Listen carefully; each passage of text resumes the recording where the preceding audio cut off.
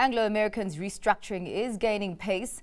The Resources Group has agreed to sell its steel-making coal business in Australia to Peabody Energy.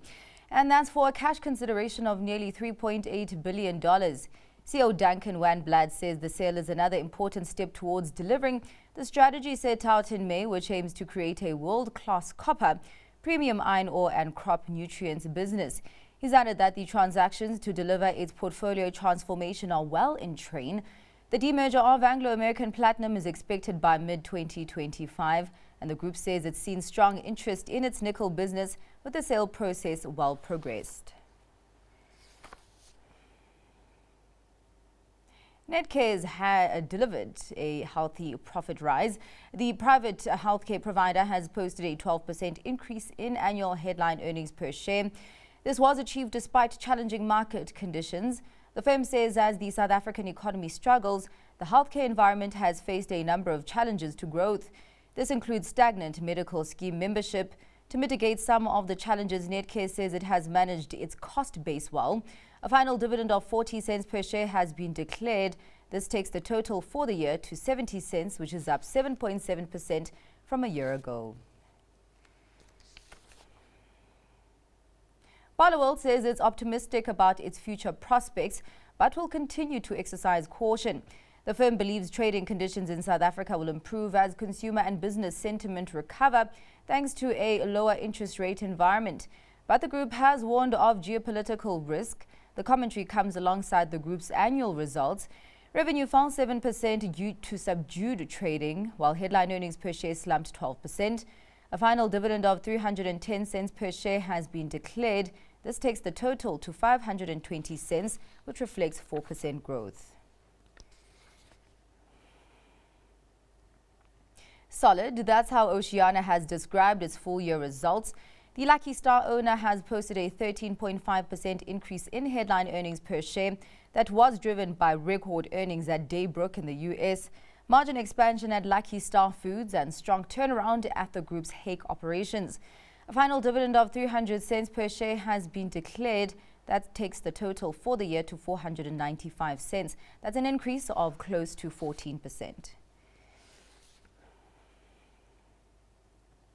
Octodex had a challenging year. The Gauteng-focused property play says its revenue performance was subdued by a difficult economic environment, with a large number of tenants facing high inflationary costs and interest rates. Octodex added that two larger tenants also filed for business rescue.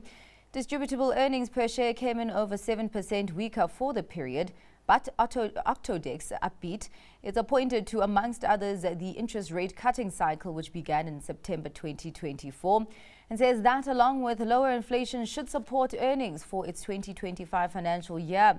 It's eyeing distributable income growth of between 3% to 5%. Invictus posted a decline in half-year profit. The industrial conglomerate's headline earnings per share has come in 14% lower.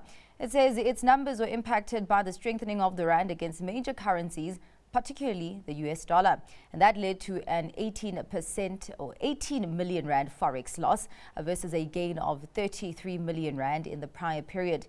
Invictus says with its strategy focused on expanding offshore, the business has become more reliant on the major foreign currencies. But it believes the strategy is sound and will prove to be beneficial in the long term. Boxer's IPO has been well supported. CEO Marek Masojada says the firm's equity story and growth trajectory have received extraordinary support from local and international investors. That's as the order book was multiple times oversubscribed at the top end of its offer range. It comprised an offer for subscription of just over 202 million shares, with a proposed pricing range of between 42 and 54 rand each. In international news, Wicked scored the biggest opening weekend for a film based on a Broadway musical ahead of the global debut of Universal's 2012 film Les Miserables, with Gladiator 2 also pulling in the crowds. It all spells relief for cinemas after a poor year for ticket sales. Here's more detail in this package report. It was a wickedly successful opening weekend for Wicked. The film's global box office take of more than $164 million marked the biggest debut ever for a movie based on a Broadway musical, according to Universal Pictures. And Starring Ariana Grande and Cynthia Erivo, Wicked is the first of two pictures based on the smash stage prequel to The Wizard of Oz. You're green. I am. Universal spent roughly $160 million to make the first Wicked film, and that's minus a marketing campaign ranging from a Super Bowl ad to hundreds of Wicked products. Moviegoers not into pink and green may have made their way into the weekend's other big blockbuster, Gladiator II, which took in $106 million globally. The two films, dubbed Glicked by fans, delivered a much-needed jolt to movie theaters. In the U.S. and Canada, ticket sales have hovered below pre-pandemic levels as cinemas grapple with competition from streaming and disruptions from last year's Hollywood strikes.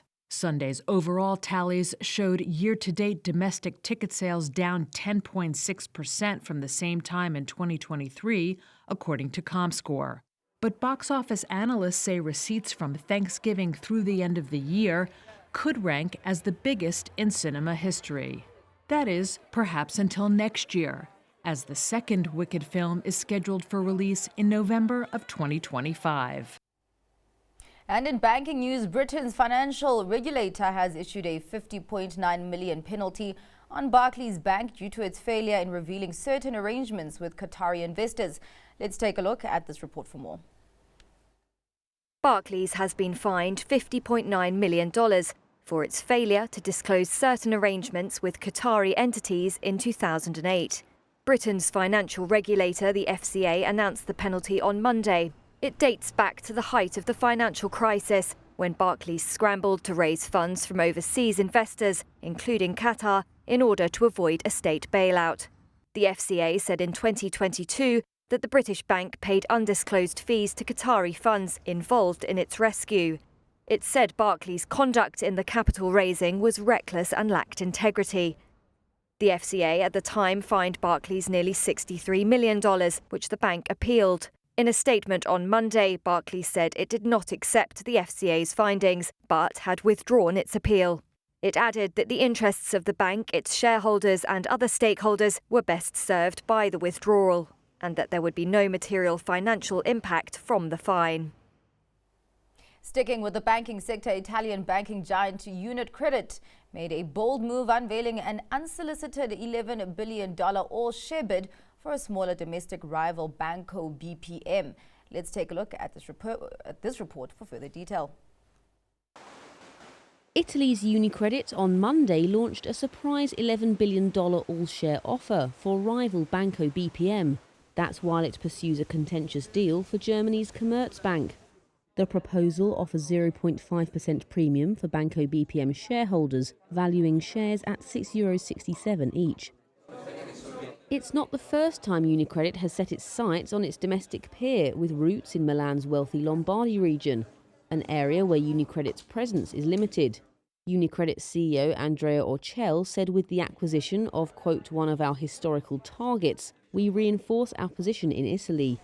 Italy's second largest bank said its offer for Banco BPM is independent of its proposed investment in Commerzbank, which has sparked backlash.